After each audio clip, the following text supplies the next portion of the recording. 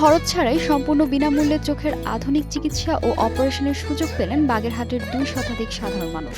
গত 20 মে সকালে বাগেরহাট শহরের খান জাহানানী ডিগ্রি কলেজ মাঠে আলোকিত বাগেরহাট এবং যশোরের আদ্দিন হাসপাতাল যৌথ উদ্যোগে এই বিশাল ফ্রি চক্ষু শিবিরের আয়োজন করে। সামাজিক সংগঠন আলোকিত বাগেরহাটের সেক্রেটারি এস.এম. আরাফাত হোসেনের সভাপতিত্বে এবং আদ্দিন হাসপাতালের জেনারেল ম্যানেজার রবিউল হকের ব্যবস্থাপনায় এই মানবিক কার্যক্রমের আনুষ্ঠানিক উদ্বোধন করেন স্থানীয় সংসদ সদস্য শেখ মঞ্জুরুল হক রাহাত এমপি।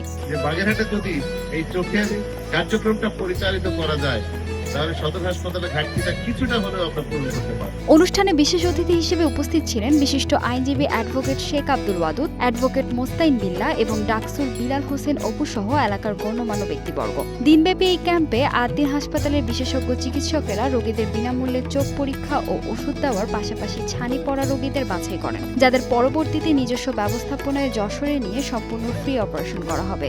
এমন চমৎকার ও নিঃস্বার্থ সেবা পেয়ে দারুণ সন্তুষ্টি প্রকাশ করেছেন এলাকার সাধারণ মানুষ।